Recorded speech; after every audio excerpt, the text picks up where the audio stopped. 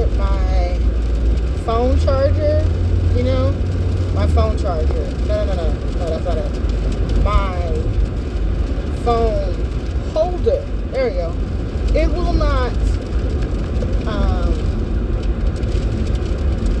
not, hold anymore in my AC vent. So that's why y'all looking at me from the booth area. Anyway, happy January 2nd, 2024. If you've made it, type the like. Hit the like button. Listen, I'm new to this, y'all. Sorry. Again.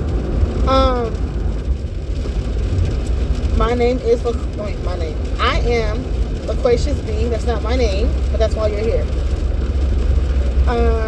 It is a very rainy day today. I'm trying to not be nervous, and actually this video is helping me not be nervous, because I have y'all and y'all have me right now.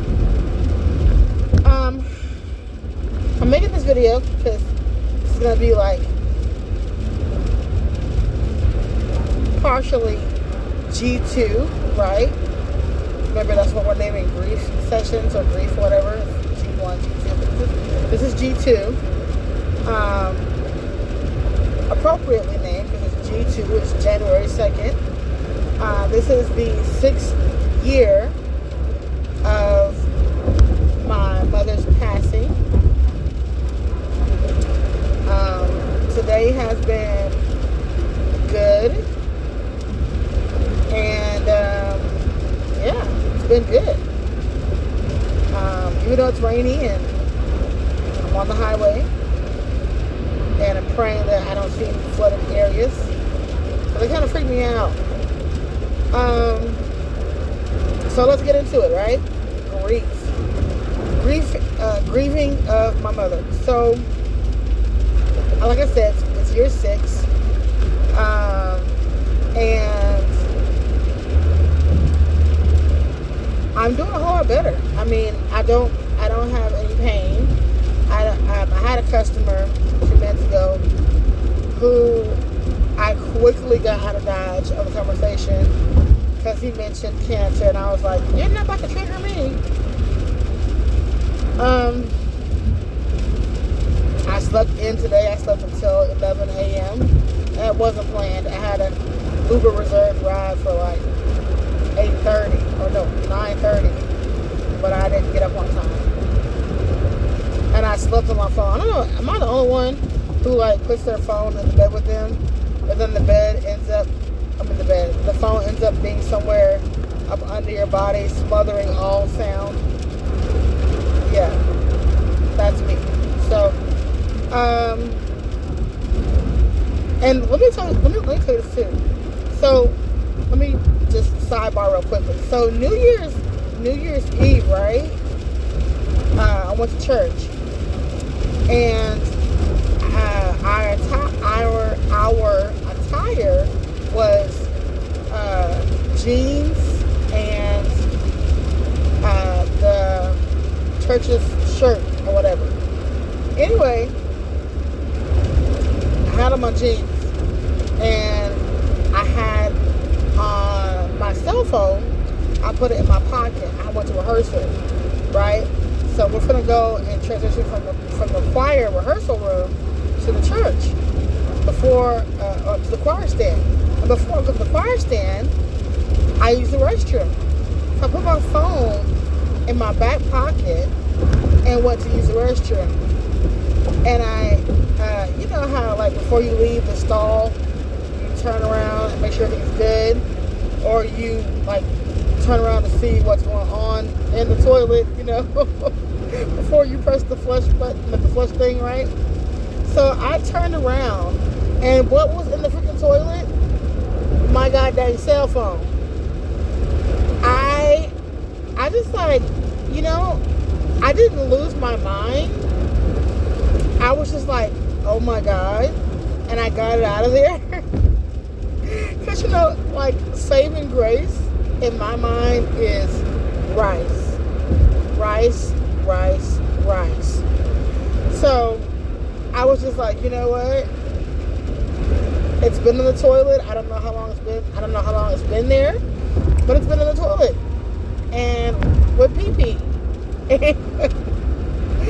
But rice is the savior today, and Jesus. But rice, So I get out the toilet and I'm like, okay, I don't have any rice on me, obviously, at this moment in life because I'm in church. So I'm just gonna have to wing it. So I get to the choir stand, and the chairs that are in the choir stand, and back of the chair they have pockets. I guess for your cell phone. Maybe it's for offering envelopes. I don't know. But it's like individual chairs, and they have pockets, like one pocket back of the chair.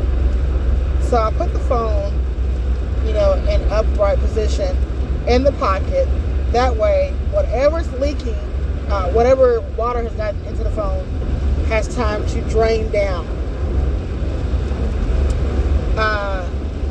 My phone, of course, alerts me that moisture has been in my phone, or detected in my phone.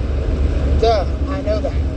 So I get my phone and I start, banging it against my jeans, and pee-pee water is just coming out. I'm sorry, I'm taking out to the story. I really am sorry.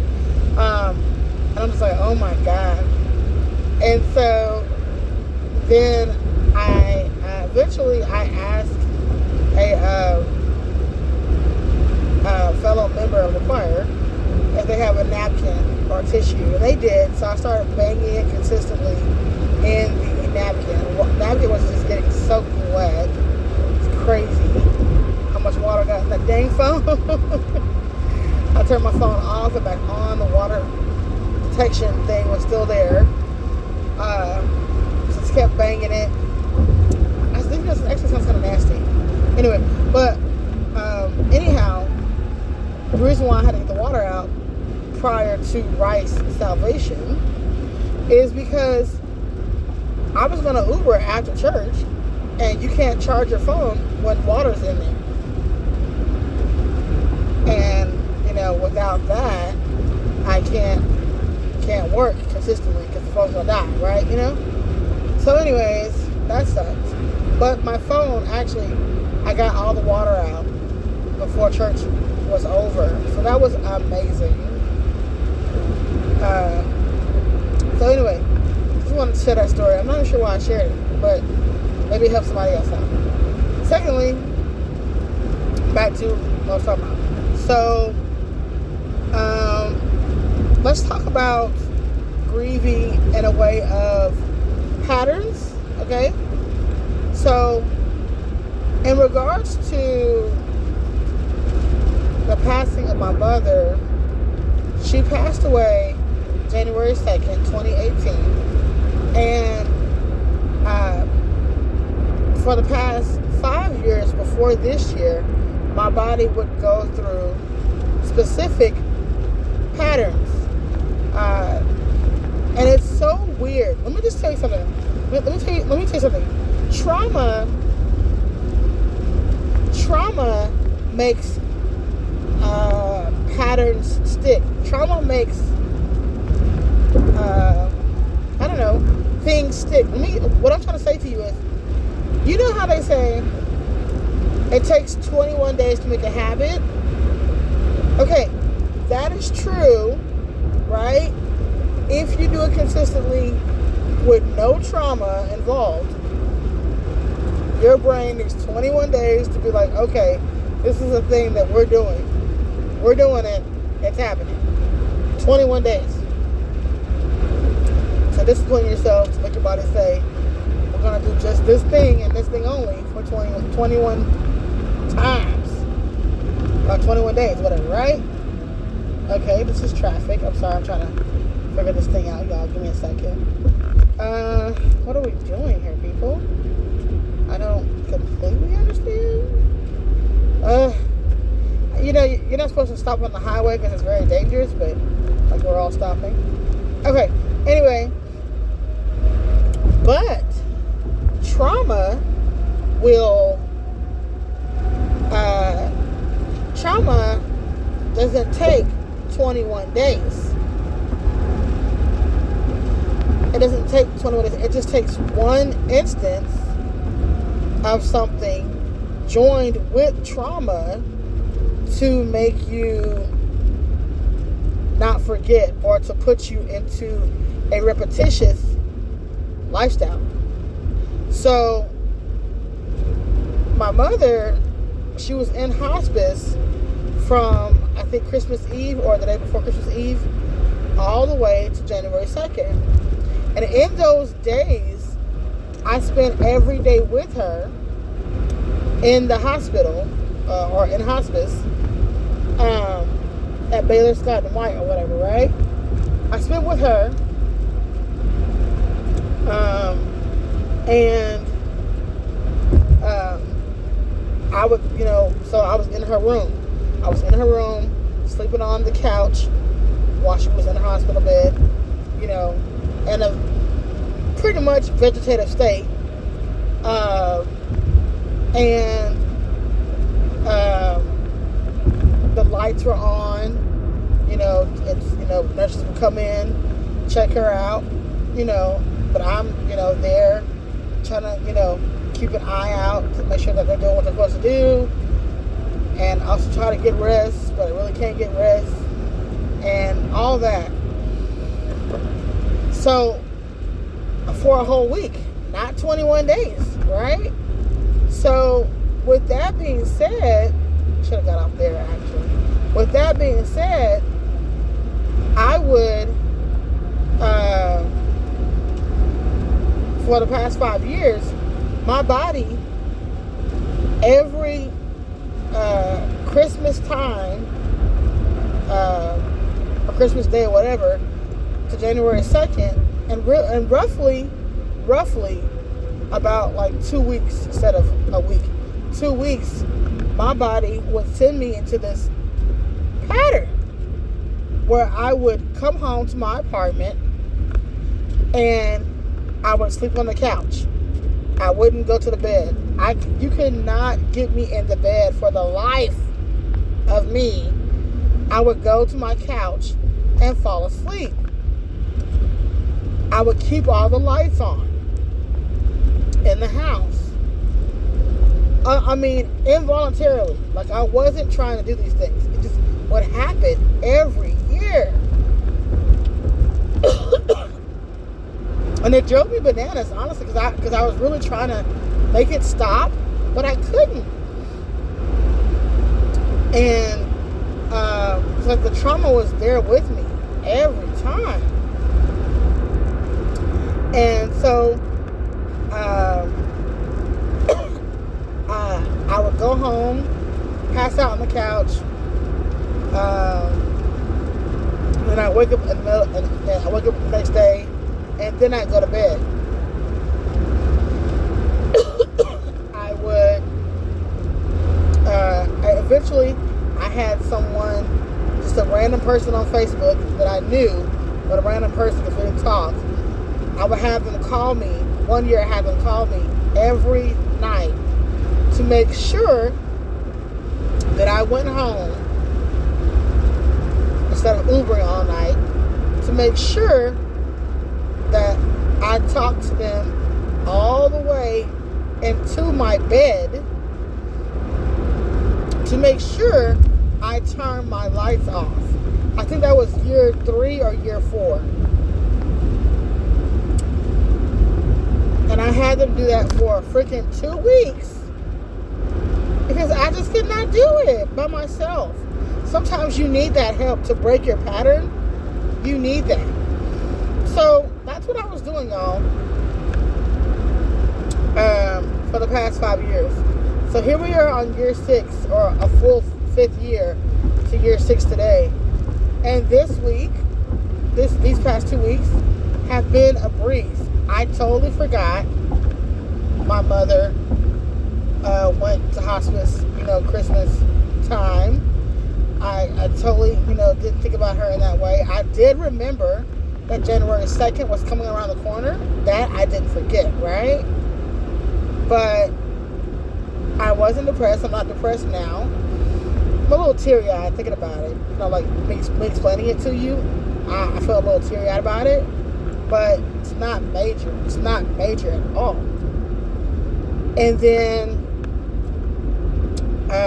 what else? What else I want to tell y'all? Last night I came home at midnight and I slept with the light on. But I slept in the bed. And I didn't turn the light off until I got up this morning at 11 o'clock. So, to go from 2 weeks down to 1 day, not needing any assistance, is a major deal. A major breakthrough. A major deal. So, I just want to say that, you know, honestly, I credit that to God. God loving on me, healing me wanting to heal, is a major thing. It's amazing, and I'm very grateful that all that has occurred. So,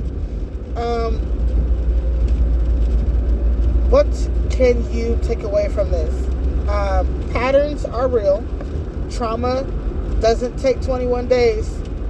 I did it for 5 years, rehearsing or reliving that same trauma for 5 years, only in 1 month, that it, you know, the same month that it occurred, for 2 weeks or for a week and a half, whatever, every year for 5 years, I did that. And so I'm grateful that it got broken. I wanted to be healed. So I had someone, you know, I put a plea out on Facebook and I was like, hey, can somebody agree to call me this week? You know, and that was my way of breaking out. I wanted it to stop. And so I also tried celebrating her death day, if you will, some of the years. And what I mean by that is I would go somewhere, I would go out of town, or I would, you know, just go somewhere every January 2nd to kind of celebrate or commemorate or whatever. But I found out for me, that doesn't actually work. Like, it's not helpful, you know? Like, it's not. I do encourage some people to do that. I have encouraged people to, you know, in their healing, to help heal, that they have, you know, celebration. Celebration means like, well, and even on their birthday, not even their death day, right? Like a birthday, to like go ahead and eat their favorite cake, go to the lake, and, you know, put messages on paper or write on the actual balloon, and release balloons every year. You know, listen to their favorite song, do something that makes you feel their closeness or whatever. But everyone's not created equal, and I found out for me that does not work. That actually reignites, reinforces, reiterates, whatever, that they're not here, and it kind of, hear me out, it kind of keeps them alive in an unhealthy way. If you want to find yourself going crazy, and this is just one way, if you want to find yourself going crazy, I would say, yeah, do that. Find yourself practicing, or, you know, memorializing them enough times, and you will start feeling like they are still alive. But that's another message for another day. I will actually go into that another time. Maybe tonight, maybe tomorrow. I don't know. But yeah, you will go crazy. You will a little bit. So, much prayer. Anyways, again, this is Loquacious B. It's not my name, but that's why you're here. And I hope that what I said helps you. It helps me to talk to you. Because again, to go to a counselor costs too much money. And a lot of times, in my opinion, counselors are just there for a penny. They don't actually have emotional investment because they don't have to. But they can't relate to you because your experience is one of a kind of, sort of. And so they kind of just give you this straight face of detachment to say, okay, I see, and how do you, and da-da-da-da-da. I know that because I am a non-certified counselor, per se, and I do people the same way, as much as I can, because I still have emotions. I am not desensitized, so when people tell me things, I do give words of encouragement, but I do still feel pain of that person. So I think people call that empath. I don't know, but no. So hopefully what I said again lets you know that you are not alone, and you had some kind of way to release by hearing me release, and just know that you are not alone. That's it. That's my goal here. I love you, and have a wonderful day. Bye.